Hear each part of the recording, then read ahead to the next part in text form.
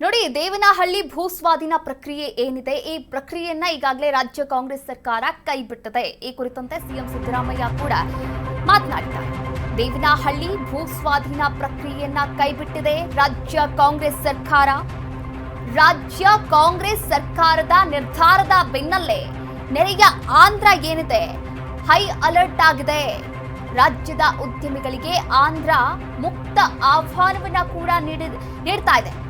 ಬೆಂಗಳೂರು ಬಳಿ 8,000 ಎಕರೆಯನ್ನ ನೀಡುವಂತಹ ಅಭಯವನ್ನ ಕೂಡ ಇಲ್ಲಿ ವ್ಯಕ್ತಪಡಿಸ್ತಾ ಇದೆ. ಸಚಿವ ನಾರಾ ಲೋಕೇಶ್ ಅವರಿಂದ ಈ ಮಾಹಿತಿ ಬಹಿರಂಗ ಆಗಿದೆ. ಇನ್ನು ಬಹಿರಂಗ ಆಹ್ವಾನ ಕೂಡ ಸಿಕ್ಕಿರುವಂತದ್ದು ತೀವ್ರ ಚರ್ಚೆಗೆ ಗ್ರಾಸವಾಗಿದೆ. ನಾರಾ ಲೋಕೇಶ್ ಅವರ ಈ ಒಂದು ಬಹಿರಂಗ ಆಹ್ವಾನ ಬುಲಾವ್ ಅಂತಾನೆ ಹೇಳ್ಬೋದು. ನೋಡಿ, ದೇವನಹಳ್ಳಿ ಭೂಸ್ವಾಧೀನ ರದ್ದು ಬೆನ್ನಲ್ಲೇ ಉದ್ಯಮಿಗಳಿಗೆ ಆಂಧ್ರ ಪ್ರದೇಶ ಗಾಳ ಹಾಕುವಂತಹ ಯೋಚನೆಯನ್ನ ಮಾಡ್ತಾ ಇದೆ. ದೇವನಹಳ್ಳಿ ಭೂಸ್ವಾಧೀನ ಪ್ರಕ್ರಿಯೆಯನ್ನ ರದ್ದುಗೊಳಿಸಲಾಗುವುದು ಅಂತ ಸಿಎಂ ಸಿದ್ದರಾಮಯ್ಯ ನಿನ್ನೆ ಅಷ್ಟೇ ಹೇಳಿರುವಂಥದ್ದು.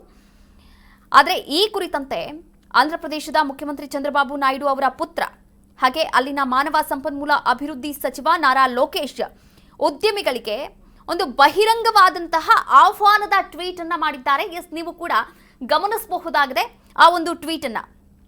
ನೋಡಿ, ಕರ್ನಾಟಕದಲ್ಲಿ ಏರೋಸ್ಪೇಸ್ ಉದ್ಯಮ ಸ್ಥಾಪನೆ ವಿಚಾರದಲ್ಲಿ ರೈತರ ಮನವೊಲಿಕೆಗೆ ಕಸರತ್ತನ್ನ ಕೂಡ ನಡೆಸಲಾಯಿತು.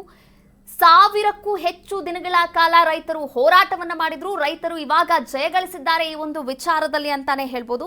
ಆದ್ರೆ ಇವಾಗ ಆಂಧ್ರ ಸರ್ಕಾರ ಏನ್ ಮಾಡ್ತಾ ಇದೆ ಅಂದ್ರೆ ಒಂದು ಗಾಳವನ್ನ ಹಾಕ್ತಾ ಇರುವಂತದ್ದು.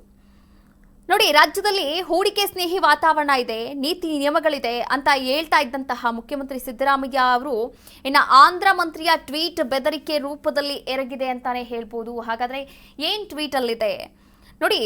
ನೀವ್ಯಾಕೆ ಆಂಧ್ರ ಪ್ರದೇಶದತ್ತ ನೋಡಬಾರ್ದು? ದೇವನಹಳ್ಳಿಯಲ್ಲಿ ಸಿಗ್ತಾ ಇಲ್ಲ ಅಲ್ವಾ? ಹಾಗಾದ್ರೆ ಆಂಧ್ರ ಪ್ರದೇಶದತ್ತ ಯಾಕೆ ಮುಖವನ್ನ ಮಾಡಬಾರ್ದು? ಪ್ರೀತಿಯ ಏರೋಸ್ಪೇಸ್ ಉದ್ಯಮಿಗಳೇ, ಈ ವಿಚಾರ ಕೇಳಿ ತುಂಬಾ ಬೇಸರ ಆಯಿತು. ನಿಮ್ಗಾಗಿ ನನ್ನ ಬಳಿ ಒಂದು ಉತ್ತಮವಾದಂತಹ ಯೋಚನೆ ಇದೆ. ನೋಡಿ, ದೇವನಹಳ್ಳಿಯಲ್ಲಿ ಏನ್ ನೀವು ಮಾಡಬೇಕು ಅಂತ ಇದ್ದೀರಾ ಅಲ್ವಾ? ದೇವನಹಳ್ಳಿಯನ್ನ ಬಿಟ್ಟುಬಿಡಿ. ಅದರ ಬದಲು ಆಂಧ್ರ ಪ್ರದೇಶದತ್ತ ಯಾಕೆ ನೀವು ಮುಖ ಮಾಡಬಾರ್ದು ಎನ್ನುವಂತಹ ಒಂದು ಟ್ವೀಟ್ನ ಕೂಡ ಮಾಡಿದ್ದಾರೆ. ನೀವು ಕೂಡ ದೃಶ್ಯಾವಳಿಗಳಲ್ಲಿ ಗಮನಿಸಬಹುದಾಗಿದೆ. 8,000 ಎಕರೆ ಭೂಮಿಯ ಜೊತೆಗೆ ಆಕರ್ಷಣೀಯ ಏರೋಸ್ಪೇಸ್ ನೀತಿಯನ್ನ ಹೊಂದಿದ್ದೇವೆ ಅಂತ ನಾರಾ ಲೋಕೇಶ್ ಅವರು ಆಂಧ್ರ ಪ್ರದೇಶದ ಮಾನವ ಸಂಪನ್ಮೂಲ ಅಭಿವೃದ್ಧಿ ಸಚಿವ ಈ ರೀತಿಯ ಟ್ವೀಟ್ ಅನ್ನ ಮಾಡಿರುವಂತದ್ದು.